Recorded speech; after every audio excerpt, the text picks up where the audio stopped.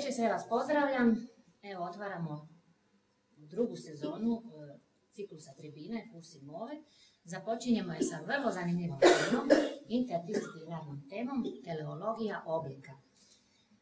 Ja ću dati riječ večerašnjem uredniku tribine, Antoniju Šiberu. On će nam predstaviti svoje sugovornike i vjerujem da će vam biti vrlo interesantno. Izvolite. Hvala, Ismena.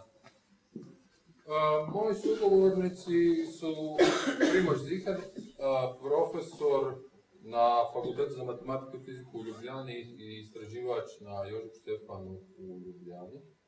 I Idis Turato, arhitekt, dobitnik brojnih nagrada, sudionik Venecijanskog bijenala.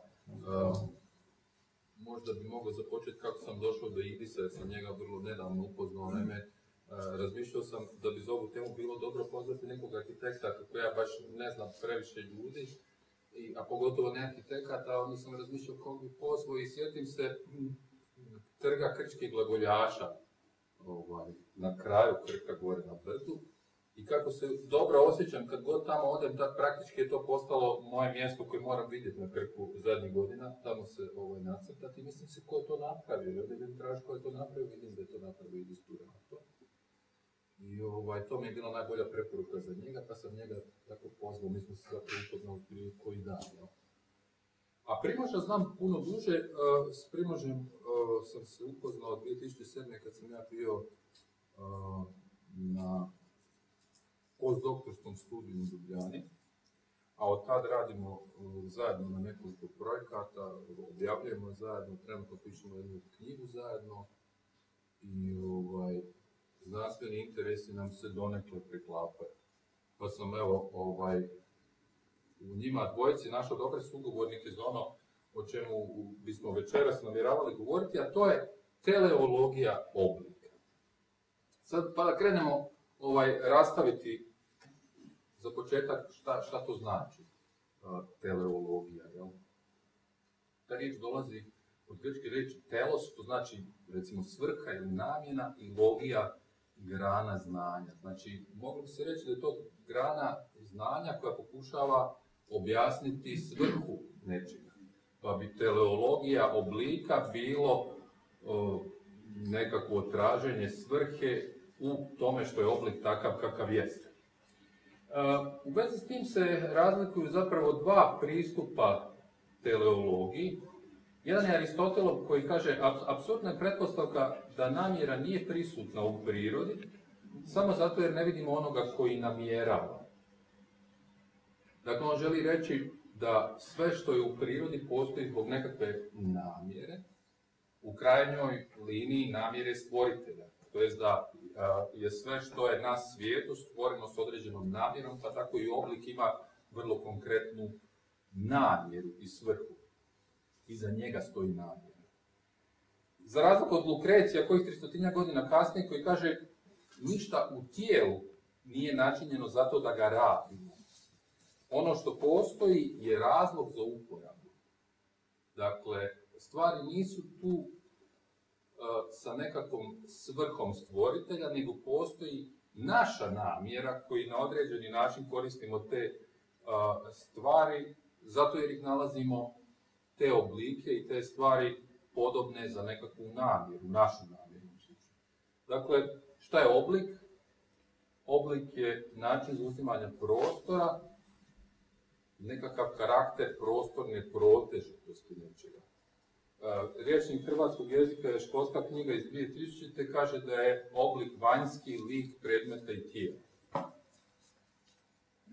Znači, teleologija oblika bi bilo pokušaj nekakvog objašnjavanja svrhe konkretnog vanjskog lika predmeta i tijela. Lukrecije pogled na oblik, dakle onaj koji kaže da ništa u tijelu nije načinjeno zato da ga rabimo, ono što postoji razlog za uporabu, bi bio nekakav ovakav. Naime, grančica koju ovaj majmun koristi da izvadi termite ili mrave, nije naravno napravljena s tom namjerom da on izvadi termite i mrave. Ne postoji namjera u stvoritelja koji je napravio grančicu baš zbog toga. Ono što postoji je razlog za uporabu te grančice od strane ovog majmuna, pa bi u tom smislu oblik bio pogodan za tu uporabu koju on ima u ovom slučaju, a ne zato jer je svrha tog oblika bila da se njome bilo šta radi. Naravno, svrha grančice je neka posve druga. U ovom slučaju postoji određena uporaba koja samom obliku daje nekakvu drugu svrhu. Dok je možda Aristotelov pogled na oblik bio ovaj, naime je teško zamisliti da bi nešto ovakvo u prirodi moglo nastati bez namjere polete. Ako naletite na nešto ovako u prirodi, očito je da je namjera koja stoji iza toga lete. U nekim slučajima bismo se vjerojatno dvoumili da li bismo se odlučili za Aristotelovu ili Lukrecijevu varijantu teleologije. Recimo u slučaju kamenih sjekira radili se o Lukrecijevoj varijanti, jer ipak su ti kremeni dotjerani malo rušenjem i obradom, pa imaju i nekakve oštrice, ili se radi opet o ili u jednostavnijem priboru koštanom, gdje je očigledno da se radi o kosti, ali koja je posebno odlomljena, tako da ima namjenu šivanja, rezanja i tako da.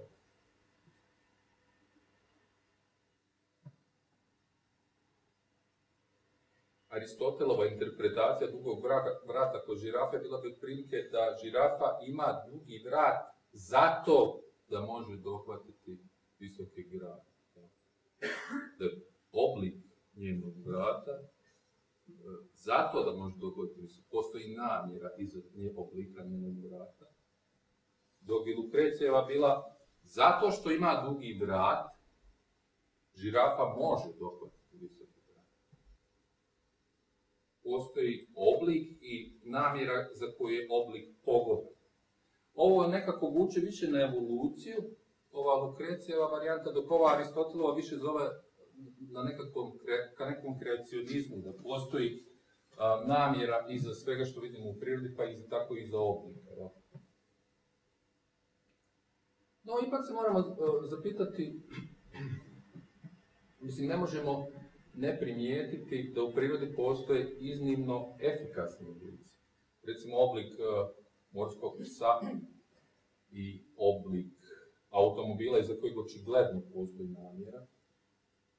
Namjera ovog automobila je da vozi brzo. Su mnogo čemu slični. Postoje elementi oblika koji su takvi kakvi jesu da smanje otpor sredstva kroz koji se taj oblik, odnosno to vozilo, to živo biće giba. U oba slučaja, dakle, postoje slični aspekti oblika, dok kod ovog možda ne razmišljamo o namjeri. Neki razmišljaju, naravno, oni koji vjeruju u Boga kao stvoritelji, kreacionisti, kažu da, iza ovoga stoji jednaka namjera kao iza ovoga, pa naravno da su slični. Ja?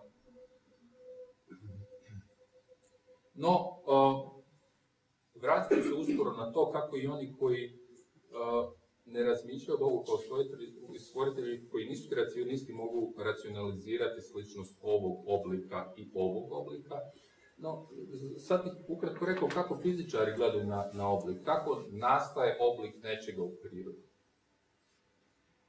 U fizici oblik je redovito nekakva vrsta minimalnog, odnosno minimizirajućeg entiteta.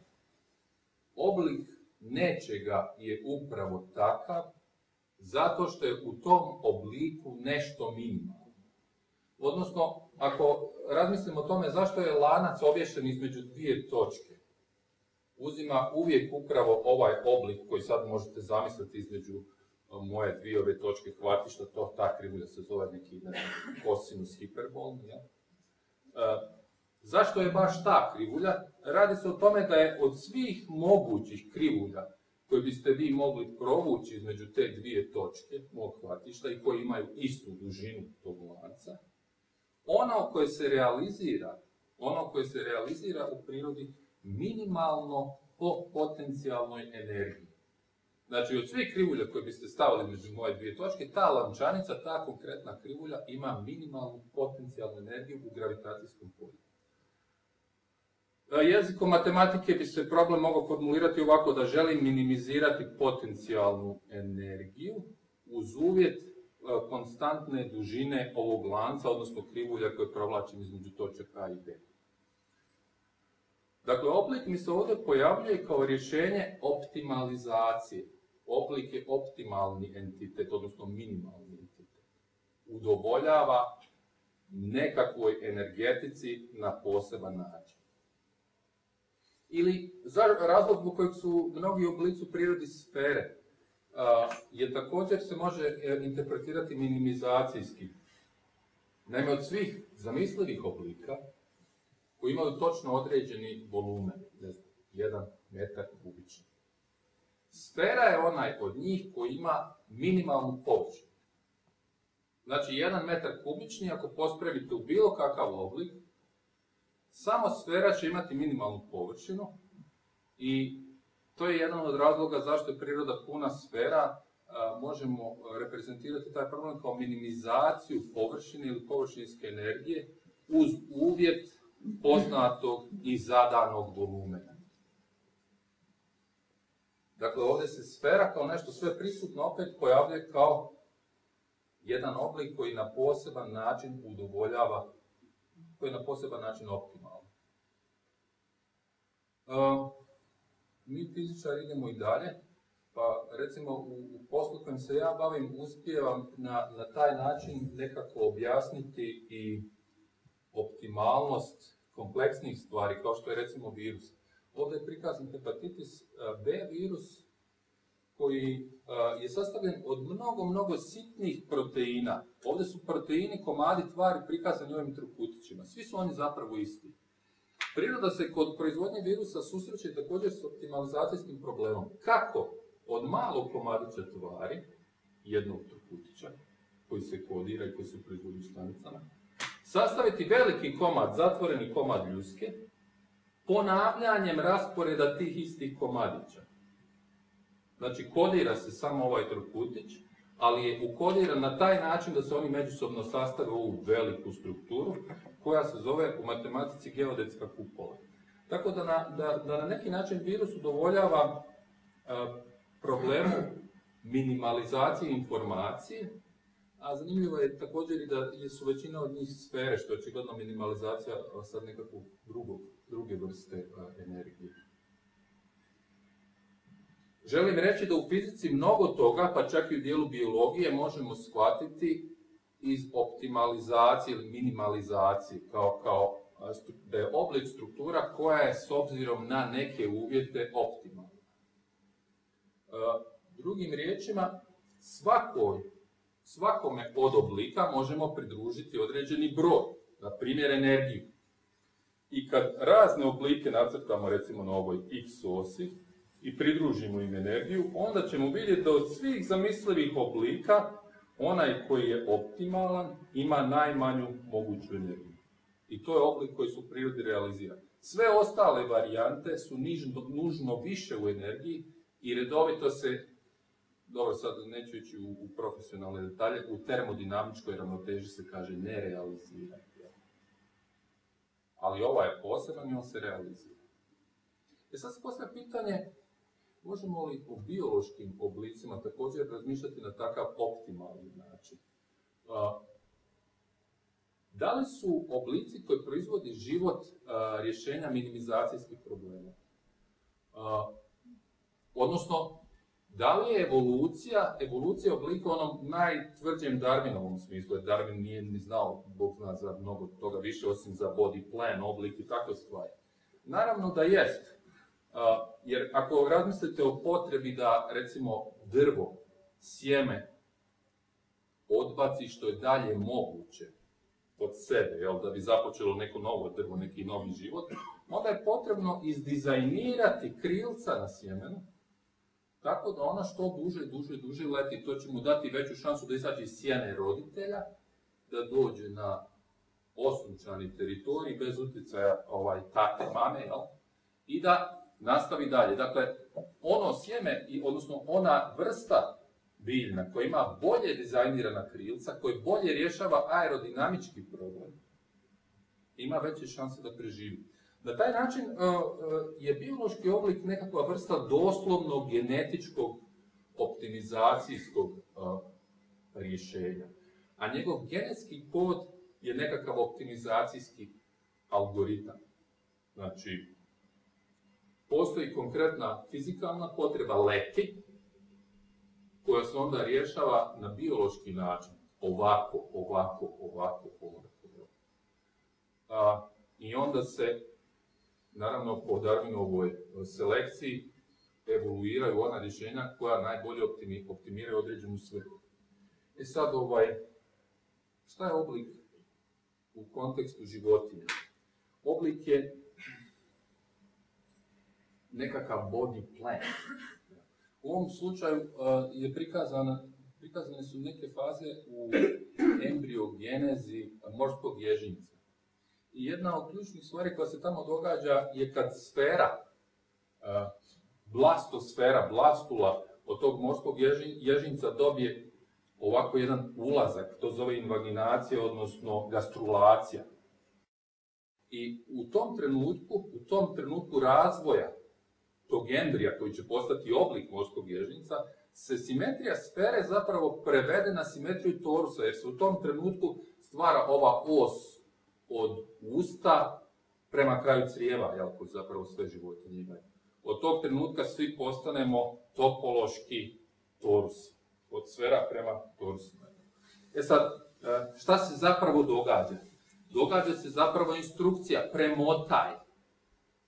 Uzmi ovaj dio tkiva pa s njim nešto napravi, premotaj.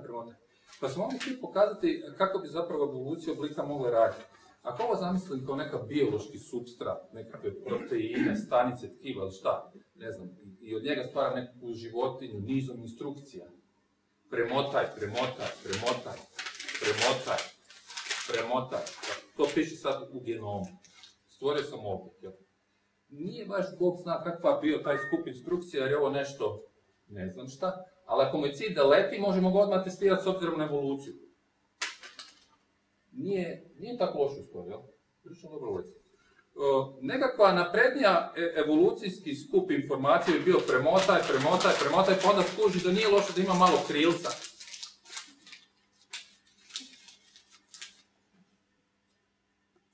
Ovo je duži let. Ako sad shvatim dužinu leta kao mogućnost da prenese svoje gene dalje, onda bi ovaj bio nešto evolucijski uspješniji. A naravno, kompleksniji skup informacija bi bio ovaj, jel? Premotaj.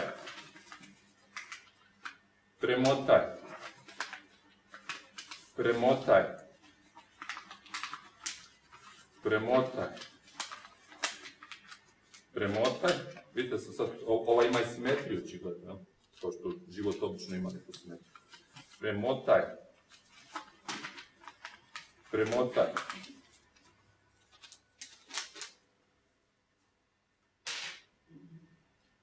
Znači, iz niza instrukcija koji se tiču embriogeneze, odnosno morfogeneze, stvara se oblik koji se onda testira van prema stvarnom svijetu. Ovo je prilično evoluirano, ovo je Homo erectus. Ok, to je ono što želim zapravo reći. Oblik kao rješenja optimizacijskog problema, odnosno usavršavanje morfogenetičke i embriogenetičke informacije. I u tom smislu mogu o obliku zbilja razmišljati u onom smislu kao što razmišljam i o fizikalnom obliku. Postoji nekakav broj, u fizici je to bila energija, ovdje bi bio neki fitness, neke prilagođenost konkretne životinje, kao funkcija oblika.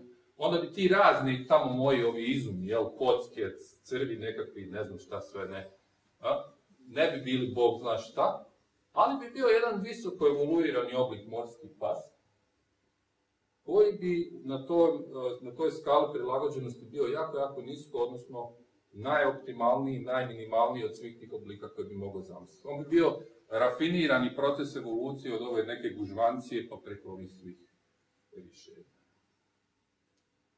Dakle, evolucija je naravno evolucija oblika, ne samo evolucija oblika, nego i evolucija informacije, morfogenetske informacije, ne evoluira se samo oblik, jer za život nije važan samo oblik, važno je što drugo. Zanimljivo je da je Darcy Thompson zapravo jedan od biologa koji, ja bih rekao, Primož i ja prilično cijenimo, mislimo da je jedan od značajnijih biologa, premda biolozi rijetko o njemu tako misle. On je primijetio da se oblici raznih životinja često mogu dobiti primitivnim matematičkim transformacijama.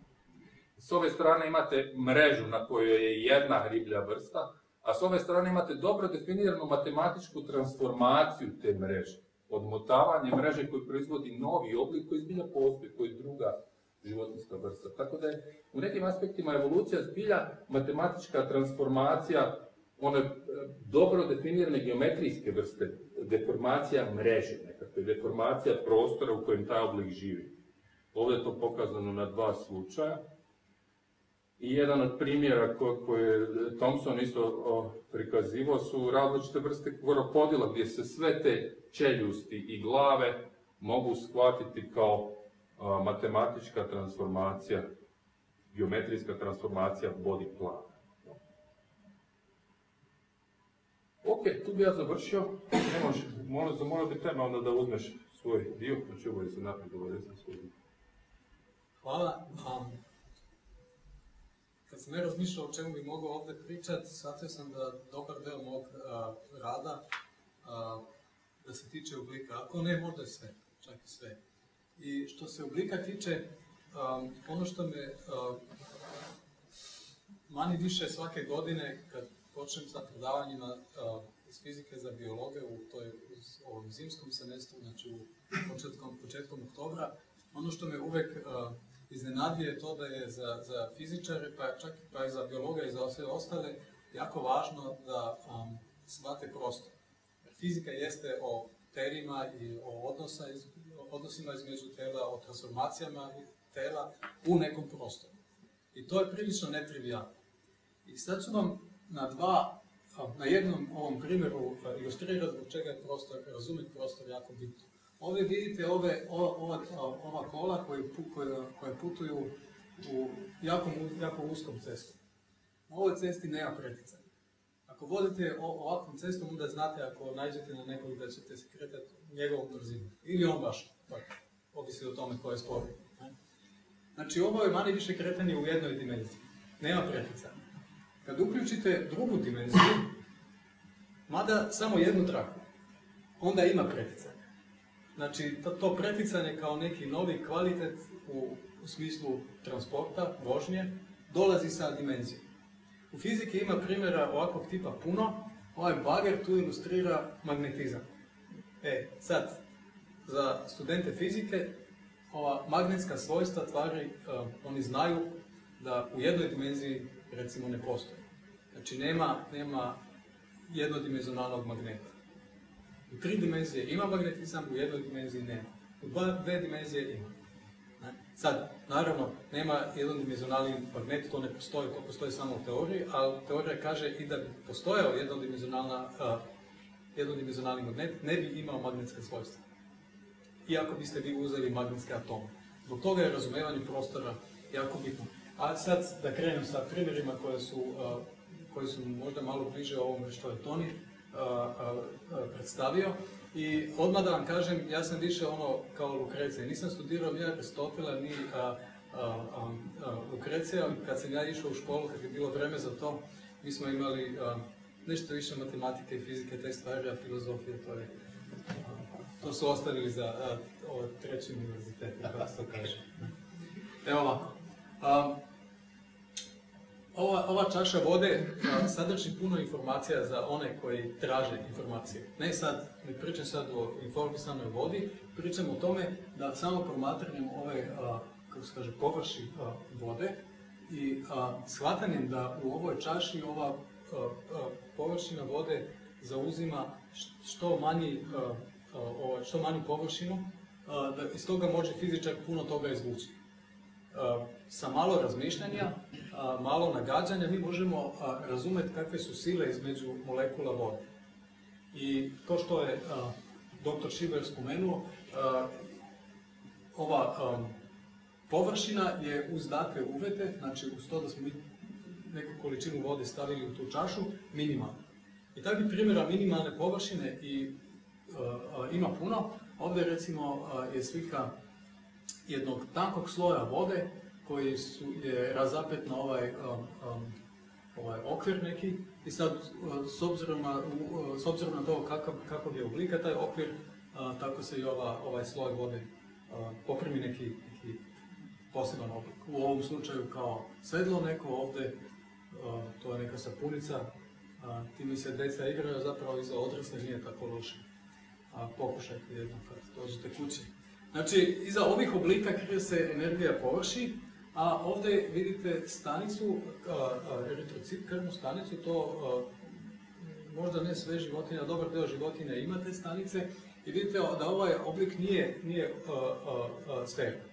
I u tome ima neki smisao, sa fizikalnog stajališta smisao, ako mene pitate, baš i ne postoji, ali ovdje se uključila biologija.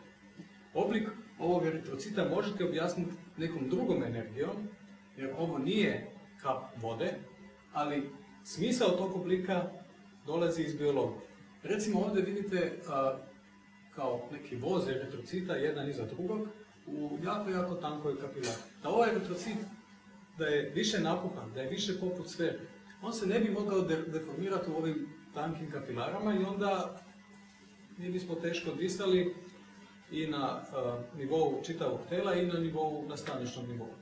Znači ovdje smisao dolazi iz biologije. Ali opet, šta može fizičar iz tog oblika naučiti? Mi možemo, recimo, usporedbom različitih modela, onda shvatiti koji model je najsaglasniji sa tim oblikom. I onda vidi da je, recimo, tu elastična energija, da se radi o elastičkoj energiji. Ima i puno složenijih oblika u životinskim telima. Recimo, ovo je iz nekog članka od 3-4 godine, gdje su ovi neki ljudi iz SAD objasnili ovo crevo u pilećem embriju. Znači, ovo je slika eksperimenta i ova jako složena smotan oblik može se objasniti interakcijom, kako mi to želimo nazivati, dva elastička tela. Znači, ako uzmete ovu traku i rastegnete je i onda je šavovima spojite s ovom drugom plavom trakom, onda pustite te dve trake i onda one će same od sebe stvoriti sofisticirani smotani oblik. Oprosti, Primoć, ali na neki način je to donekle slično onome što sam ja govorio. Samo tu organizam proizvodi dvije vrste materijala s ciljem da kad ih spoji zajedno nastane određeni oblik, jel? Da. Za nas fizičare ova priča interesantna jer se može ako stvarno dobro razmislite, ako imate jako dobar uvid i u biološku stranu te priče i u fiziku, onda možete nekim jednostavnim modelom poput ovog objasniti puno toga. Možeš reći koji je cilj toga da to bude baš tako superkano? Pa sad, ako imamo dugo crevo, onda je šansa da nešto imamo od ove hrane što je pojedemo. Da, mislim, da. Da što bolje ga spakiraš u malo prostoru. Da. Mislim da je to ideja dužine creva. Ovo je eksperiment, ovo je, znači to je iz pravog embrija, ovo je eksperiment koji su napravili od, recimo, 2 komada gume, ako želite, a ovo je rezultat numeričke simulacije, ako želite. I vidite da je saglasnost tih slika jako dobro. To u fizici, to se visoko ceni. Kad bi ja tek tako nešto napravio, ja bio jako ponosan. Ovo je neka druga priča, ovdje se ne radi o nekoj energiji, kao što je dr. Šiber spomenuo, ovdje se radi o rastu. Znači u biologiji neki oblik može rezultirati kao minimizacija neke energije ili kao rezultat toga da se stanice dele i onda ostaju zajedno, jer to je naravno ideja organizma, da stanice ostaju, da prijanjaju jedna uz drugu. I ovdje vidite na ovom listu gore levo, ove stanice kako se mičete iz centra prema vani, ovi lukovi su svi, kako da kažem, kompatibilni jedan s drugim. Ne? Ovdje dole vidite da su ovi lukovi izrezani iz vanjske strane ovog lista puno duži od ovih iz sredine. I zbog toga ovaj list ima ovaj kovrđavi ovaj oblik kad idete ovdje. I to neki od nas, naročito muškarci, znaju kad krenu nešto štrikat, ne znam kako se to na hrvatskom kaže, i onda ako dodajete ove petlje prebrzo... Veće dužine. Da, onda umjesto džempera evo nam to. Ne? Dobro. Znači, to je posljedica rasta koji na neki način ne može stati onaj dvodimenzionalni prostor, pa se povrća u treću dimenziju. Da. Ima i neka specijalna reč za taj kontekst, metrika, nećemo sad o tom. Do sad sam pričao o obliku kao rezultatu ili minimizacije energije ili nekog rasta. Ovih narednih 5-6 slajdova nije o obliku kao rezultatu, nego o obliku kao uzroku. Kao što sam rekao na početku, za mene u fizici nema neki smisao. Ovi oblici koji sad ispadaju da imaju neki smisao, taj smisao su dobili jer imaju biološku funkciju. Ovdje, ovo što ću vam sad pokazati je o tome kako ljudi nalazimo neki smisao u ovom što nam priroda nudi. Recimo, priroda nam nudi izdužene, kako da vam kažem, molekule. Ovo ovdje nije molekula, ali jeste izdužena. I zbog toga jer su ovi štapići izduženi, zbog toga su, vidjet ćete na ovoj slici, manje više svi orijentirani tako da idu u ovom pravcu, a ne nasumično. Tekući kristali, ova tvar od koje su načinjeni i ovi monitori na kompjuterima i ovaj vaš telefon i smartphone i šta god, i prilično sve što vidite oko sebe u smislu informacijske tehnologije ovih dana su od tekućih kristala. I šta, nismo mi ljudi napravili tekuće kristale, nismo ih mi izmislili, priroda ih je napravila. Naravno sad u posljednjih 50 i nešto godina mi ih pravimo i sintetički. Možda bolje za ovu namjenu od prirode. Ali mi manje više iskorištavamo to njihovo svojstvo da imaju određene elektrooptičke osobine koje su za taj displej, za tu namjenu pogodne. S druge strane, ako uzmete umjesto izduženih molekula kuglice, recimo kao što su ove naranče ili jabuke, ili atomi, i ove kuglice složite tako da su što bliže jedna drugoj, onda dobijete ovakav kristal, kako mi kažemo, ili rešetku. Nije ovo sad kristal u ovom običnom smislu reći, ali ovo sigurno jeste. Ispada da su atomi u ovom komadu zlata složeni jedan do drugog na isti način kao ove naranče i jabuke. I ispada, ako se to sad malo bolje promatra, da je tu na snazi entropija, isto kao i u tekućih kristala. Znači, mi sad promatranjem svojstva i strukture tih materijala možemo nešto naučiti o ovim mehanizmima koji vode do tog uređenja. Postoje i neki tipovi kristala koji su u suštinskom smislu drugačije od ovih što sam vam sad pokazivao. Ovo je ova slika zlata iz prošlog slajda, ovo je takozvani kvazi kristal. Ako pogledate strane ovog kristala ovdje i ovog kristala zlata, izgledaju ravne, zgodne, baš onako kako kristal treba. Ali ovi koji su kristalografiju detaljnije izučavali, studirali, oni će vam reći da ovdje u ovom verteksu da se sreću tri strane kristala, da je to u redu, a da u ovom verteksu dolaze skupa 5 ovih strana, da to nije u redu. Da je tu nešto suštinsko pogrešno. Pogrešno, odnosno jako iznenađujuće. I ispada da se taj defekt ili posebnost tog kristala može povezati sa jako svakidašnjim faktom da regularnim petougaunicima ne možete pretločiti ravninu.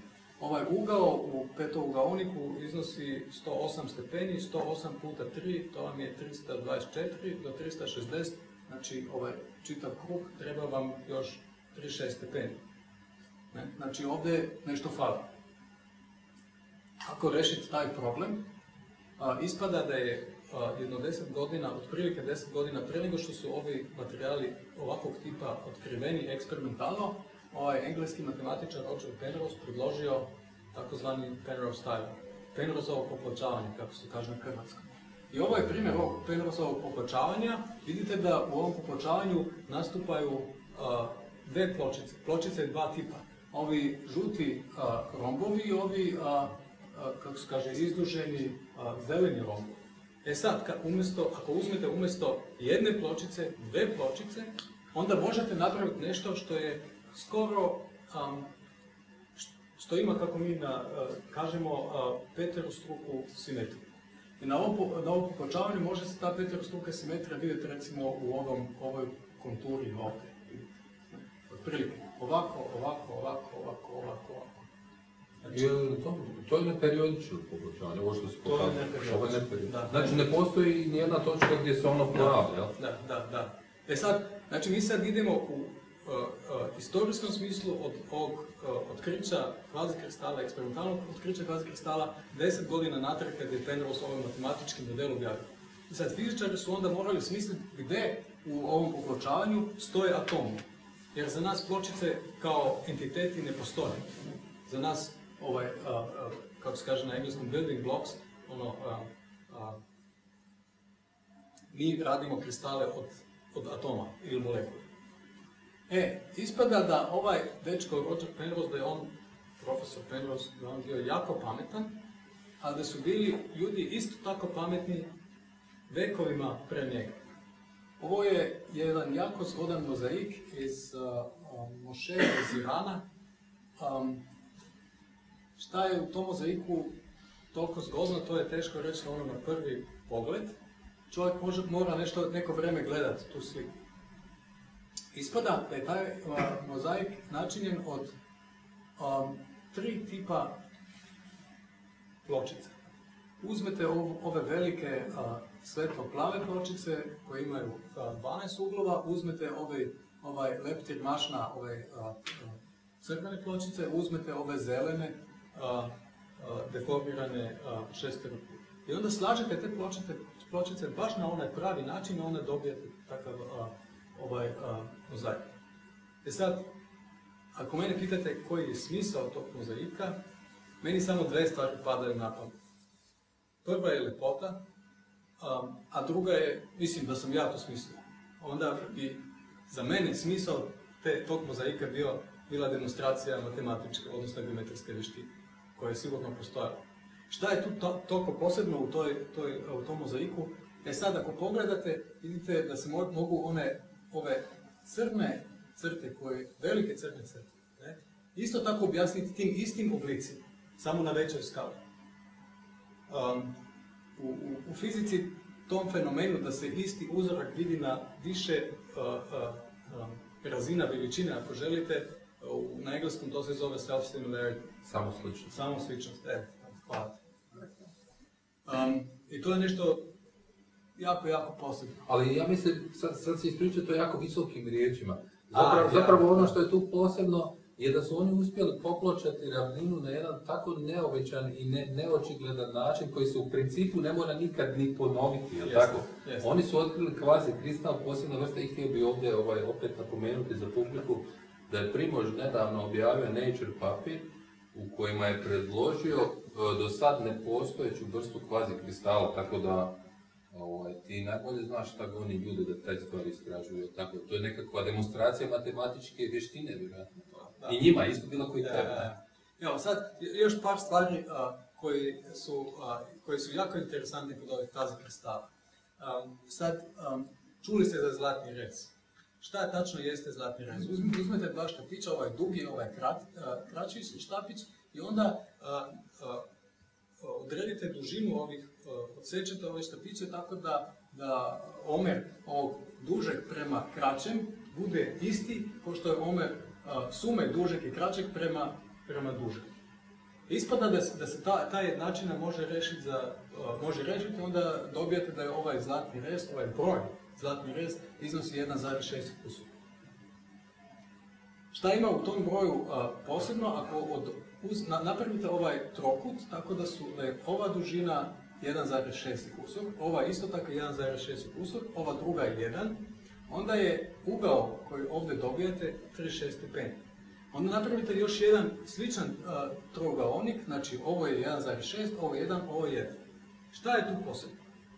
Gledajte, ovaj veliki trokut može se rastaviti na jedan manji ovaj niski trokut i jedan manji ovaj visoki trokut. I onda gledajte, naravno, može se i ovaj isti trokut koji je po obliku jednak ovom, isto tako rastaviti na ovaj jedan manji, kako se kaže, squashed, stješnjeni trokut i ovaj veći izdušeni. Ja sam to tu kao malo prikazao kako to ide, tako da možete vidjeti da se na taj način može čitav taj veliki trokut raskomadati na hrpu ovih stještenih i ovih izduženih trokutića. I za ovaj isto tako važi. Šta je tu sad interesantno? Uzmete ovaj trokut, ovdje mu je ugao 36 stepeni, 36 stepeni ide u 360 stepeni 10 puta. I to je ovdje na ovoj slici. I sad ovdje se može ta matrica, ako želite, vidjeti više puta. I ove trokutiće koje sam sad opisivao, možete vidjeti recimo i ovdje. Ovdje ovi zeleni, kao malo se nazire ovaj veliki trokutić, pa još mali izduženi trokutić i tako dalje. Tu sliku trebate gledati neko vrijeme pa vam onda, kako se kaže, svane. Pa 36 je ujedno i kut koji ti fali kad staviš 3 peterokuta, pa ti točno 36 fali da pokriješ cijelu. Jeste. I 108 stepeni u ovom petougaoniku, isto tako 3 puta 36. Samo još jedan slajd o zlatnom rezu. To da je ovaj zlatni rez nešto posebno, to ljudi znaju dugo vremena i u arhitekturi, u umjetnosti ima puno primjene zlatnog reza. To je, tu ćete prepoznati ovaj Partenon, ispada da je dužina ove linije kad se usporedi sa visinom, isto tako u zlatnom rezu, onda recimo omjer ove visine prema ovoj isto tako zlatni rez, omjer ove visine prema ovoj isto tako zlatni rez i tako dalje. Znači ovi ljudi su znali nešto matematike.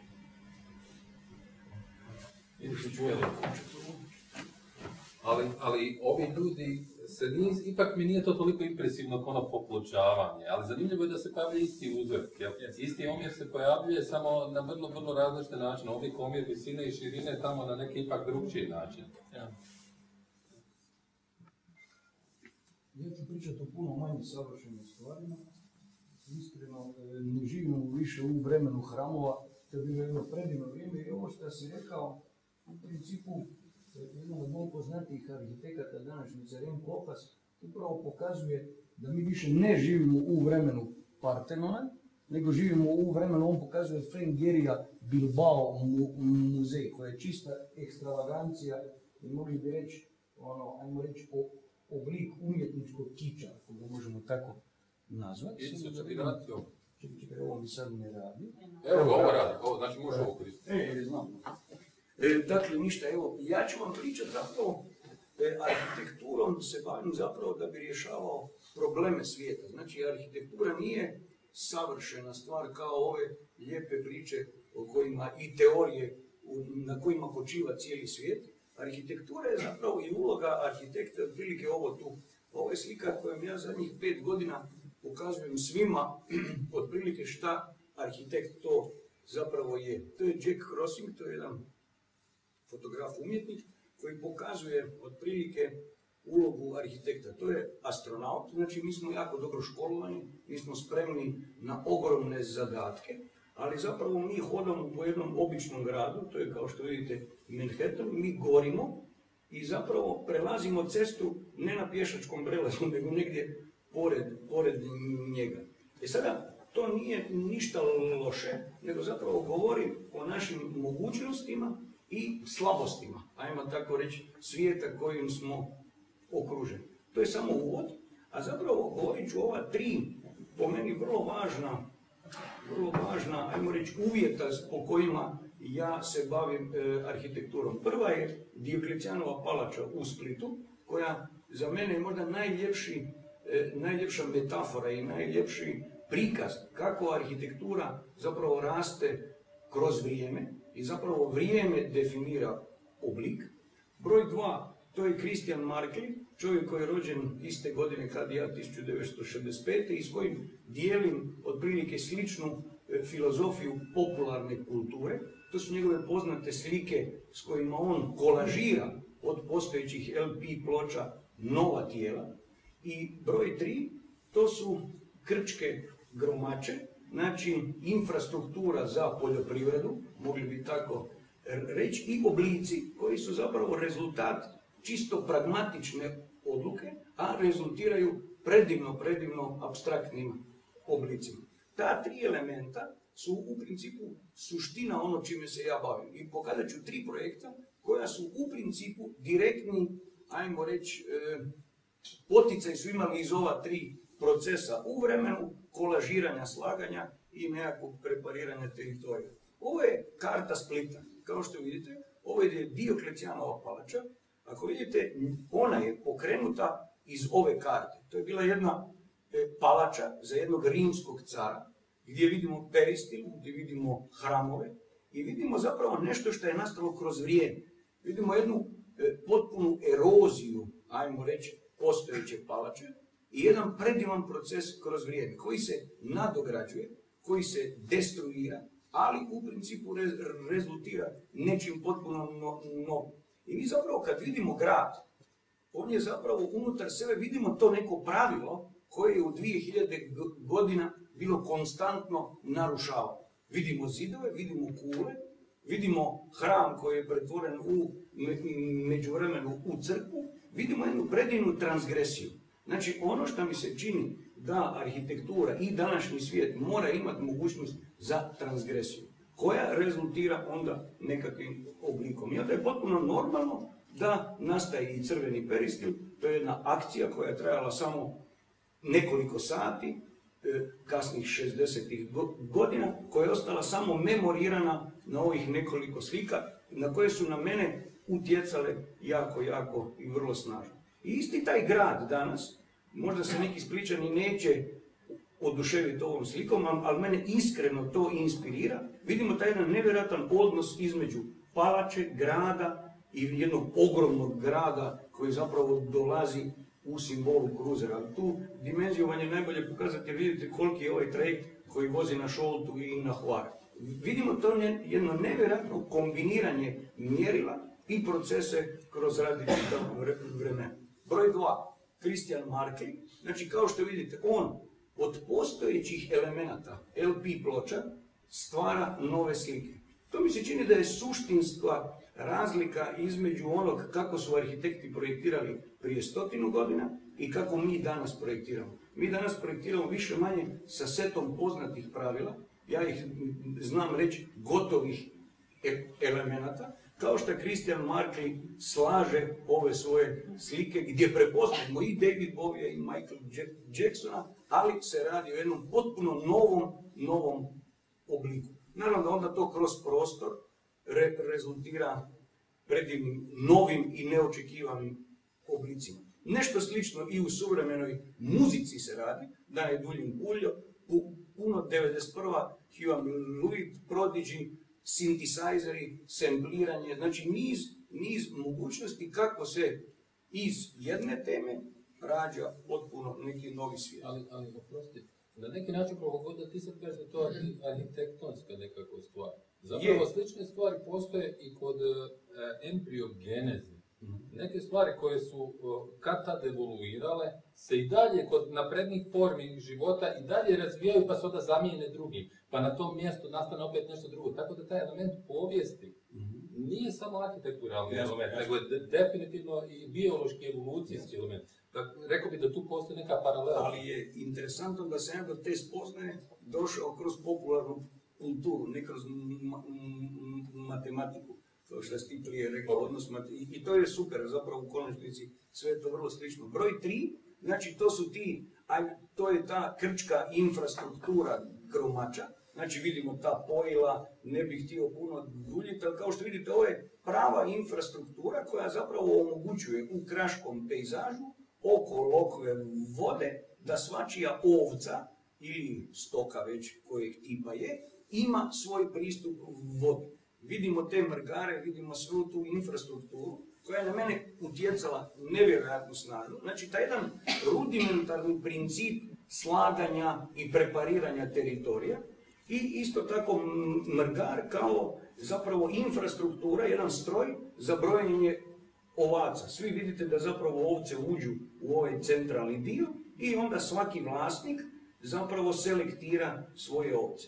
Čovjek koji je iz 85. ovdje sam ja puno mlađi nego sad, ovo je Oton Gliha, čovjek koji je zapravo stvorio to da ja shvaćam apstraktni crtež, čovjek koji mi je preveo zapravo gromače u crtež i kameni zid u crtež. I ovo su njegovi crteži gdje zapravo on je jednostavno prirodu transponirao u apstraktni crtež i obrnuto njegov apstraktni crtež je neka vrsta prirode i infrastrukture. Ovdje ga vidimo kako hoda suvereno tim svojim gromačama koje su ujedno i svečani zastor Hrvatskog narodnog kazališta u Rijeci. To me tjeralo da zapravo i ja crtam te mrgare, gromače i jednostavno sam mjesecima crtao preko Google Earth mapa kompletno krčki teritorij.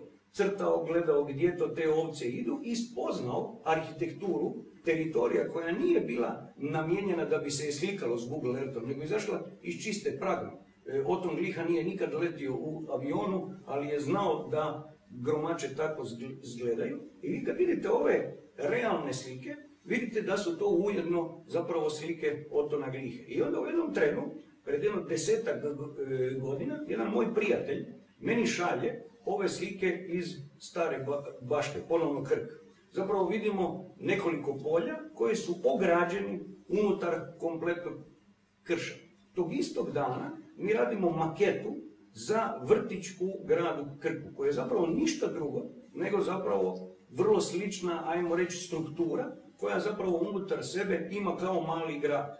I sada da ne duljim puno, ovo je otprilike gotova zgrada. Vidite da je ona kompletno zatvorena od ove apartmanske izgradnje koja je naokolo i zapravo djeca imaju introvertirane prostore, zapravo igrališta unutar samog vrtića. A sve okružuje jedan, ajmo reći, kameni zid, tipično za Boduliju, ali u ovom trenutku isprefabriciran i pretvoren u nekakav materijal 20. stoljeća. Broj 2. Većina stvari koje mi radimo, ljudi percipiraju kroz obiteljske zgrade, kuće. Čak i najviše mene ljudi poznaju po nekoliko obiteljskih kuća. To je tema koju svako gleda, šta kroz razne magazine, opće, ajmo reći, kulture, do nekih modnih editorijala. U principu, arhitektura je nešto što svako gleda, poput kulinarstva, poput, šta ja znam, celebritija. Zato i mi, arhitekti, smo zapravo izgubili na ozbiljnosti puno koje smo imali prije 100 godina, ali smo jako prisutni u medijima za razliku od prije 100 godina. E sad, ono što često mi radimo, ovo su samo neki projekti koje sam radio, mi zapravo se suočavamo sa hrpom kontradiktornih zahtjeva. Ne znam da li me možete pratiti, ali ovo su, na primjer, zapisnik sa prvog sastanka gdje čovjek meni iznaša zapravo svoj nekakav profil i niz zahtjeva koje traži od mene da mu ispuni. I zapravo vidite da on je potpuno kontradiktoran. On bi htio biti tradicionalan, ali i moderan. On bi htio da budu staklene površine, ali ne bi htio da se ga vidi. Isto tako volio bi da kuća bude sa velikom konobom, a jako voli klapsko pjevanje. A ja zapravo ne volim previše klape. Dođe kod mene. Sviđa mi se jako jedna staklena kuća u Švicarskoj. Volio bi da mogu primiti 25 gostiju, ali bi volio imati svoj mir. Ne bi volio da me iko... Pa ti se stvarno družiš sa kremom hrvatskog društva. Da. Sad da znamo da... Obvezno sve sobe moraju imati pogled na more i ova zadnja mi je najdraža. Gospodine Torato, mi bi tako voljeli da nam vi radite projekt kuće, ali molim vas, htjeli bi da ostanemo anonimni. Znači, to je zadnja kontradikcija koja je nemoguća. je zapravo... Sada, na ovom planu, ovo je živa istina, to je moj sada dobar prijatelj Boris Vidović, vlasnik te kuće, jer zapravo kad kuću nekom radite ili postanete najbolji prijatelji ili više ne pričate u životu. I zapravo ovo je bio prva skica tih njegovih, ajmo reći, misli. I kao što vidite, ovo je zapravo sad neko ko možda bolje poznaje arhitekturu, vidiš da je ovo Mies van der Roheovo Frankfurt House, da je ovo Titova špilja na Visu, da su ovo bodulske kućice sa Krka, da je ovo tjentište, da je ovo bazen, da je ovdje gumno i da je to zapravo jedan ideogram zapravo spajanja na prvi čas nespojivih stvari.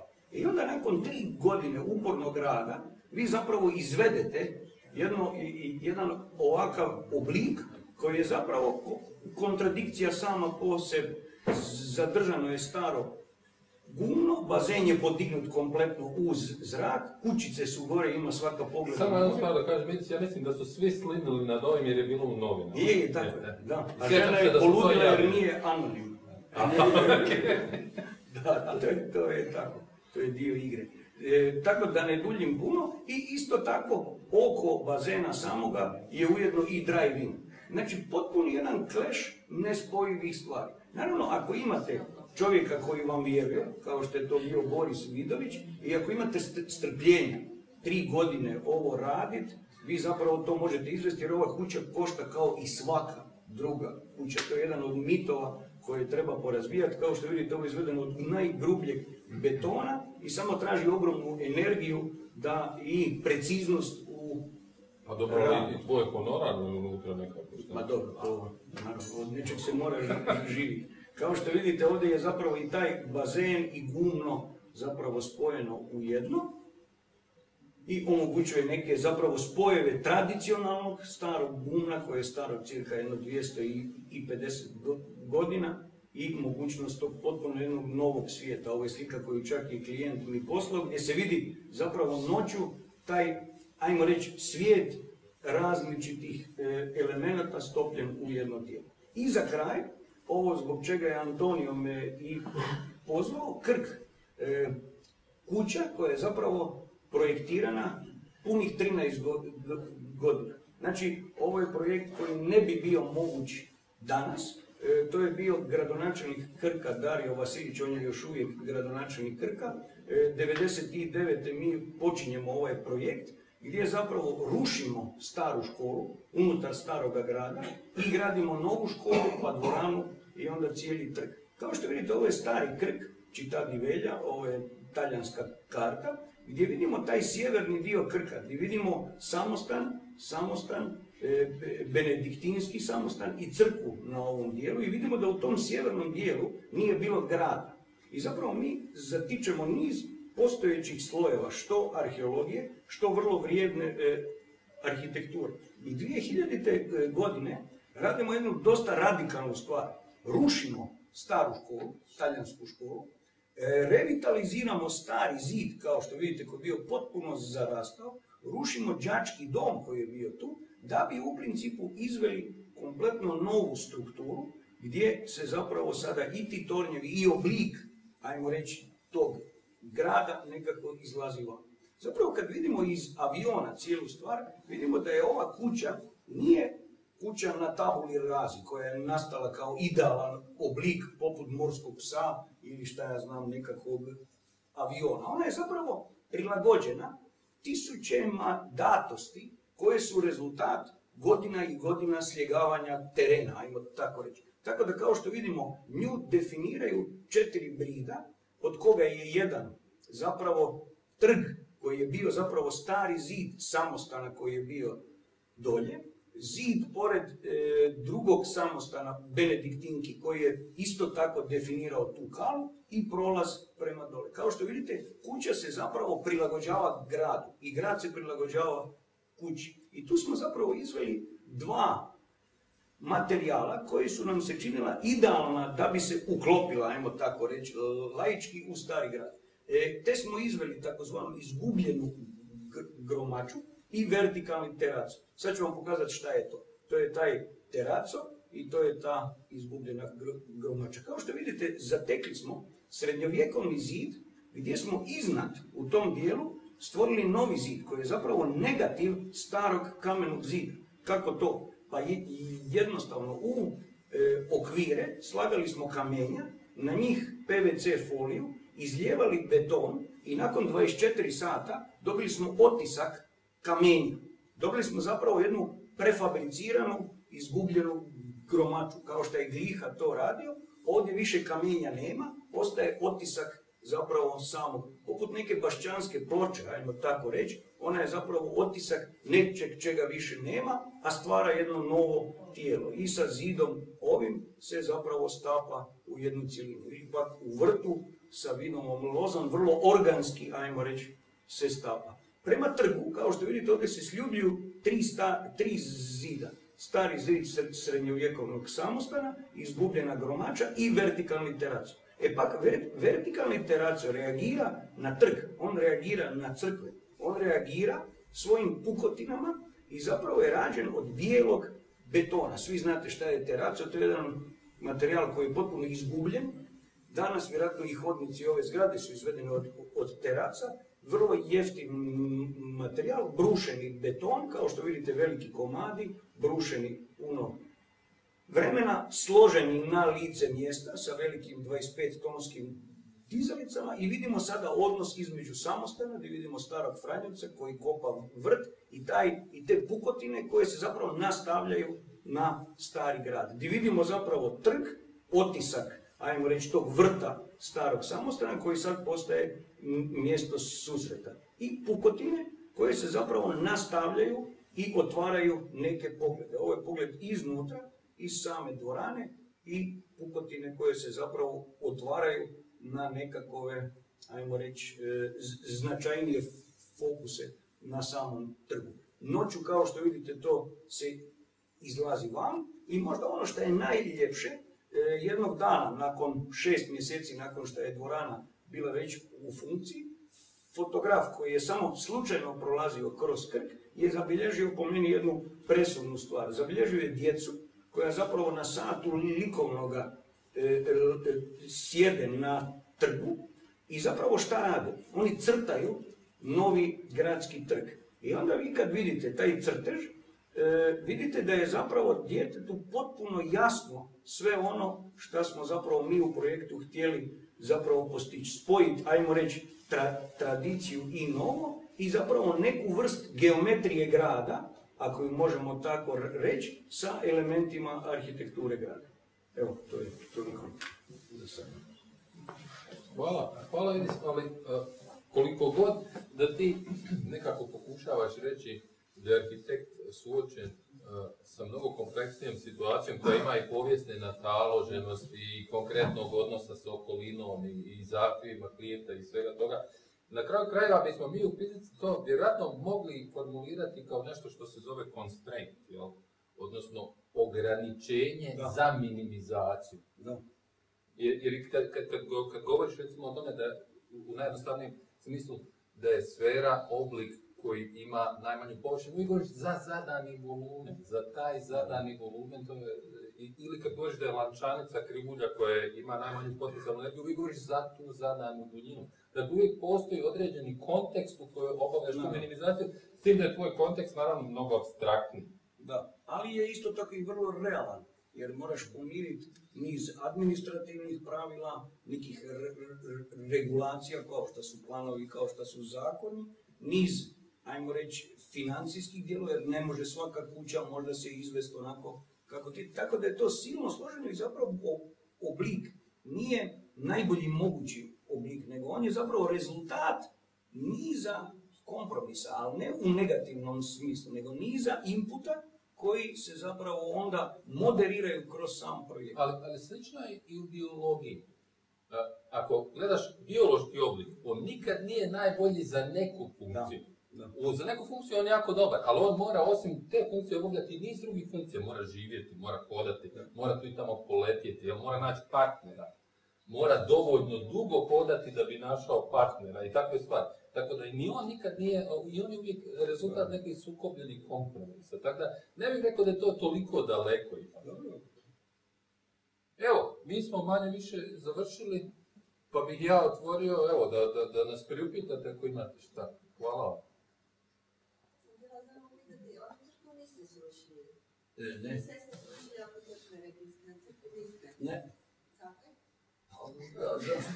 Za to bi bilo teško dobiti dozvolu, lakše za školu. A ste vi bili tamo? Kad? Ste bili tamo? Na Krku. Kad prije nego što smo srušili? Da, što sam i htjela. Ne, super, to je isto. Dobro, kako onda ti to gledaš na to? Arhitekt ipak mora na određenim mjestima je- izaći u Da, grad. u principu, ja mislim da arhitekt u principu mora računati na ovo. Jer jednostavno grad, grad ne može zadovoljiti svih. Znači grad je neka vrsta konflikta.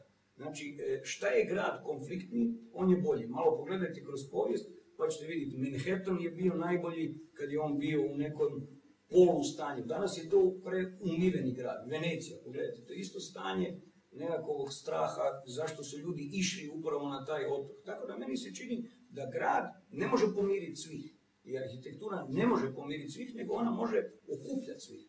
I onda u diskusiji, debati, reorganizaciji, grad može biti bolji. Tako da potpuno je očekivano da kad se bavite ovim poslom, da neko potpuno argumentirano ima potpuno drugačiji pogled od vas. Na to morate biti spremni. Zato vjerojatno što u kontekstu ovih niza minimizacija stavlja naglasak na one vrste minimizacija koje si ti morao u manjoj mjeri udovoljiti. Da. One uvjete koje su u manjoj mjeri udovoljene nego neke druge uvjete. Da. Upravo zato što je stvar toliko kompleksna. Jasno.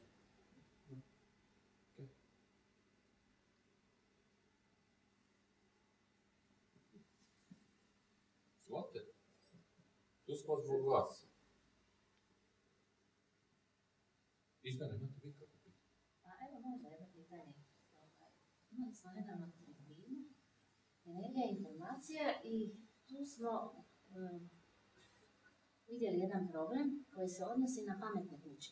Me zanima vaš stav prema toj činjenici informatizacije prostora za kojom se danas tako čezne, jer u kontekstu oblika vrlo često se spominje i energija. Da. Ušteda energije i tako dalje, optimizacija oblika, optimizacija energije. Sad, kuće rade upravo to, ne optimiziraju energiju. Je li to pravi put po vašem mišljenju? Da. Pa imate, pa to je možda tema koja ovih godina, možda zadnjih 2 godine, pa kad počinje biti jedna od glavnih tema. Ne da imate pametne kuće. Danas zapravo, kad kažete smart, sve bolje izgleda. Možete reći smartphone, smart guy, smart roof, smart. Svakom kad date smart, u principu to je dobro. Kao kad biste pred jedno 50 godina rekli živjelo bratstvo i jedinstvo. U principu svi bi nekako bili onako, dali bi se tome nekakav legalitet. Postoje čak i smart cities. Trenutačno vam IBM razvija u principu software u kojem bi zapravo kroz digitalnu tehnologiju i smart tehnologiju se kontroliralo sve. Kako sam ja ipak generacija ovo, kao što vidite, 65. sam rođen, ja u tome vidim lagano problem. I mislim da ta vrst kontrole ne znam koliko će donijeti dobroga. I zapravo to je neka tema koja u mojoj struci se jako sada otvara. Čak je na ovogodišnjem venecijanskom bijenalu, Rem Koolhaas, koga sam spominjao prije, glavni izložak na bijenalu je bio od Nesta. Nest je firma koja je zapravo izmislila iPhone. Oni su prodali termostat Google. Ja ne znam da li znate šta je termostat. U smart kućama, u pametnim kućama, termostat vam zapravo upoznaje vaše navike. I vi kada radite neku temperaturu, on zapravo nakon 48 sati upozna vas i zapravo on komunicira sa cijelom kućom. Rem Koolhaas je rekao da možda će ti taj termostat za godinu dana, 2 reći vrijeme je da ideš spavat. Možda nisi dovoljno spavao ili razne druge stvari. Pogledajte isto tako, danas su i smart cars. U automobilima su stavljeni isto takvi softveri, ali ne iz razloga da bi oni vozili bolje, nego da osiguravajući kuće ne bi morale platiti osiguranje kad se razbijete jer on pročita da ste vozili 12 sati, a vi ne smijete voziti 12 sati. Tako da kontrola i taj smart cities i smart houses su jedna tema koja je silno zavodljiva, ali se govori samo kroz energetsku učinkovitost. Da, to je općenito problem, ja bih rekao, neke umjetne inteligencije, jel? Da. Gdje ti zapravo mnogo onih odluka prenosiš na algoritam. Da. Danas mnogi ljudi smatraju da smo mi legalizirali ubijanje dronom, koji su potpuno autonomne jedinice za ubijanje i mogu na licu mjesto odlučiti, evo ga, vidio sam terorista ubijanja. On procjenjuje da li je to terorist, da li je to civil, da li je to malo dijete, ne znam šta. Tako da gruba ekstrapolacija ovog umjetno inteligencijskog upravljanja energijom je vjerojatno dron koji ubija civile na vjenčanju. Baš jučer su se nad Parizom pojavljivali, ja ne znam da li čujete to, dronovi, a zapravo glavna kontrola smart city-a je ujedno preko drona i preko satelita. Ne znam koliko pratite, ali u principu dron je pod kontrolom i u stabilitetu preko satelita. I to su većinom sve komercijalni sateliti koji se proizvode i vi imate trenutačno kompletni teritorij zemaljske kugle pokriven sa podacima i nekom vrstom kontrole. Hoće li to sad s estetičke pozicije uvjetovati oblike. uniformnost oblika koji će se u budućnosti raditi kao gradovi, kao kuće? Ja mislim da ne.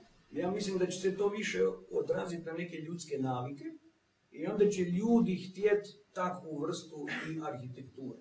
Jer arhitektura je uvijek posljedica nekakvog društvenog konsenzusa, nekakvih društvenih navika. Rekli ste da je arhitektura uvijek u nekakvoj, ne samo sinergiji, nego u borbi između različitih momenata. A ako će sve biti tako smart instalacija će kontrolirano, bojim se da neće biti razlike. Ja sam u pripremi razgovarao sa Ibisom oko ove ideje o tome da se projektira s nekim ultra naprednim materijalima, ultra specijalnim oblicima i da se onda proizvode takve kuće. Onda mi je on rekao, pa to je zapravo prilično sebično. Ti na postojeći teritorij, na postojeću nataloženu povijest, na konkretne susjede, na konkretne ljude koji vidiš u trgovini svako jutro, ti sad stavljaš na svoj teritorij nešto što ne komunicira zapravo s okolinom. Mislim, kako bih rekao, na neki način moraš voditi računa o svojim susjedima, jel, kad to radiš, nekako. Pa je, pa u principu puno puta, ako malo pogledate, ljudi puno puta rade kuću prema standardima svoje okoline, ne po nekom svom iskrenom mišljenju. Ne govorim sad o nekim svojim projektima, ali ljudi u principu puno više misle šta neko misli o njihovoj kući, nego šta oni iskreno sami misle o samoj kući. Tako da je arhitektura silno uzbudljiva. Možda još jedno pitanje, tu smo vidjeli zlatni rez. Današnji arhitekti vode računa o tome ili ne baš toliko? Jer se oni uklapaju u te nekakve tradicionalne kanone? Ili je zlatni rez... Zlatni rez je samo jedan od podataka koje danas treba, ajmo reći, shvatiti i uzeti u obzir. On je samo jedan od podataka, jer imate i drugi podatak da bi kuća trebala štediti energiju, i onda u principu tu vam nema zlatnog reza, nego kuću možda treba obući u stiropor debljine 10 cm. Ili aluminijski prozor, na primjer, mi smo trenutačno u kući koja je prepuna drvenih prozora. Nijedan od ovih drvenih prozora, kad biste išli mjeriti energetski certifikat Starčevićevog doma, on bi bio u nekom žnjer razredu, potpunom donjem razredu. Ali kad vi vidite ljepotu prozora na Starčevićevoj kući, eleganciju, kad biste morali sada staviti prozor koji zadovoljava energetsku učinkovitost, on bi bio ovako debel. Bio bi od aluminija i bio bi od troslojnog termopan stakla. Tako da ljepota zlatnog reza ponekad nije uopće tema, nego jednostavno, pogledajte malo pa ćete vidjeti koliko kuća će se u sljedećih 5 do 10 godina po Donjem gradu Zagrebu morat energetski, kako bi se reklo, smiriti i to će doći do nekih promjena i u proporcijama i u oblicima. Pogotovo na ovim kućama iz 15. stoljeća, 16., 18., 19. gdje jednostavno to nije bilo, jer kad sam ja bio dijete, mi smo si grijali u sobi u kojoj je bila i jedna kalijeva peć. Spavaće sobe su bile hladne, špajza je bila hladna, niko od nas nije, mi smo svi bili u dugim rukavima. A nije baš da sam iz siromašne porodice, nego to je bilo tako. Danas svi grijemo cijeli stan na 26 stupnja. Mislim, sve je to vrlo... A onda nam se kaže da moramo biti učinkoviti i mršavi i eleganti. To je sve dio. Kada govorimo o optimizaciji učinkovitosti, ako recimo, to je isto arhitektonsko pitanje, ali ako recimo uzmemo u obzir da su geodetske kupole nekakva najbolja aproksimacija sfere koje zauzimamo nekakve najmanji prostor na određenom volumenu, zašto to recimo nije zaživjelo u arhitekturi kako implementirati? To je jako dobro pitanje. Buckminster Fuller, to je možda najpametniji arhitekt od svih arhitekata, on je napravio onu geodezijsku kupolu koja je na Expo u 74. zgorila, ne znam, u Montrealu. Dakle, Buckminster Fuller je bio prepametan da bude arhitekt, pa je izveo vrlo malo kuća. On je rekao da je zapravo cijela zemaljska kugla jedna, ajmo reći, geodezijska kugla i da svaki taj parametar je zapravo taj najmanji trokutić od koga se sastoji, takav cijeli svijet je zapravo u svojoj biti. I onda shvatiš da ta kuća koju je on izveo na obroncima LA košta 10 puta više nego jedna obična kuća koju gradite sa blok opekom. Dođete u trenutak da shvatite da u jednom Pevecu, Bauhausu, ja namjerno vulgariziram stvar, ali je to istina i to je dobro. Vi kupujete blokete, vi kupujete stirodur, stiropor, žbuku i Versace pločice. I vi jednostavno možete napraviti kuću da ona košta puno manje, a nije rađena po tom gotovom idealu Buckminster Fullerove kupole. Jer je jednostavno kompletna infrastruktura i trgovačka mreža gradnje prilagođena gradnjom betona, ciglom. Dobro, geodetske kupole se malo i mistificiraju, ja bih rekao, da malo tu ima i mistifikacije, jer kad čovjek izračuna puteve i sve, ispada da nisu baš svi ti elementi ne mogu biti isti na geodetskoj kupoli. Oni su vrlo svi približni, ali nisu isti. Tako tu treba puno fine tuninga da se to napravi kako spada. I napraviti takvu kuću je izuzetno tehnološki složen. A kuću od betona gotovo, pa pogledajte samo fenomen nelegalne gradnje na našim prostorima. Ljudi su zapravo nelegalno gradili, ajmo, pustimo sad na stranu da su rješavali neke svoje egzistencijalne probleme, ali vi danas možete izvesti kuću i bez projekta. Onako, ako ćete gledat tehnički, kupiti sve te sastojke, složiti, da pa ćete ljudi čak i vole raditi, onda se druže, socijalni su kontakti.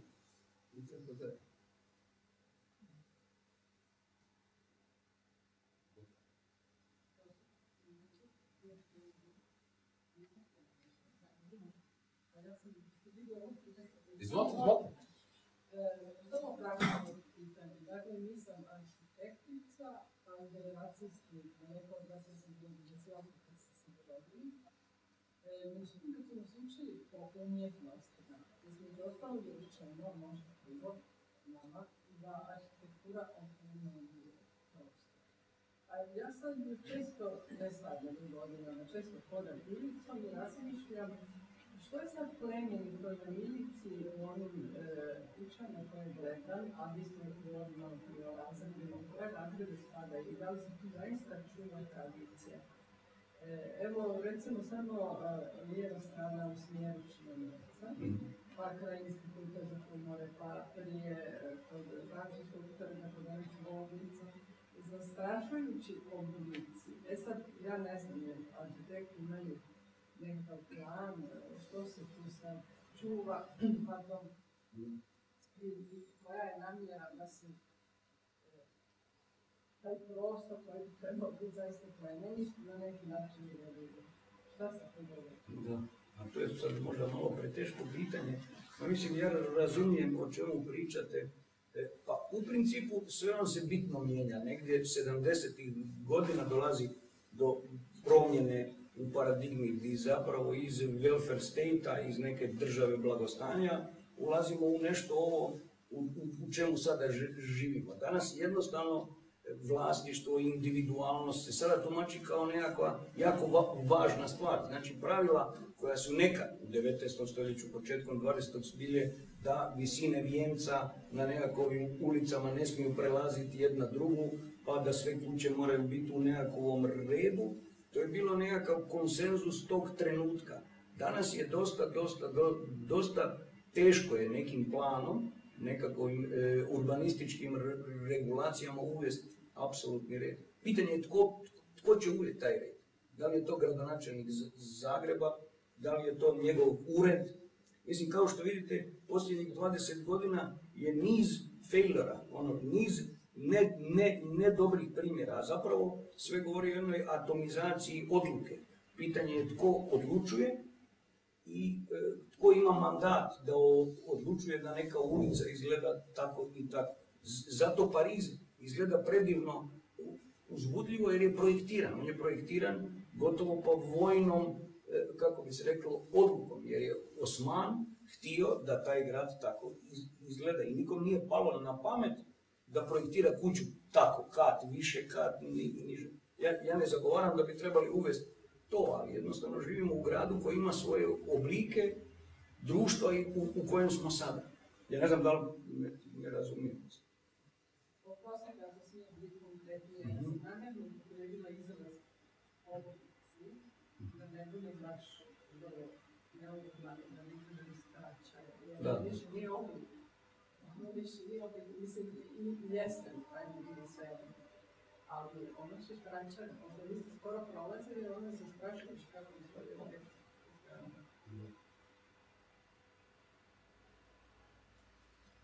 Tu sad već na nešto drugo.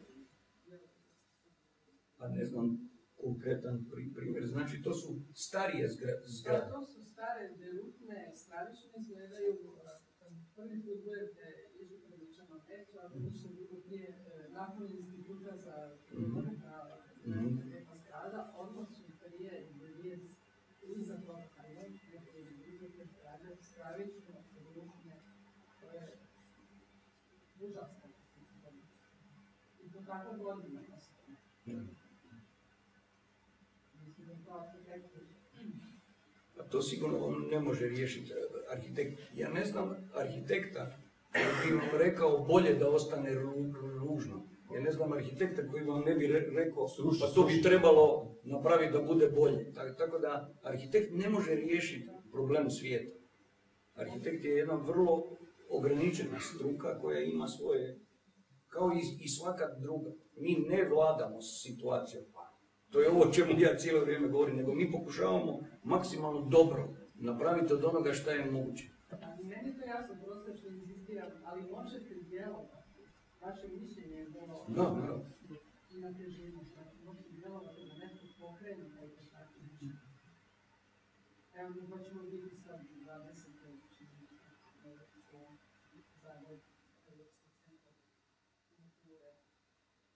Rijeka će biti Europski centar.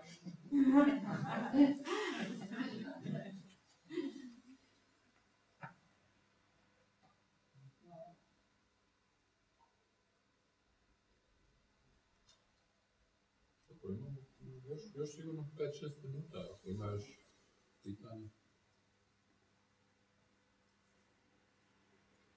Ako nema, evo ja se zahvaljujem Ismeni što nas je pozvala i vama svima što ste došli.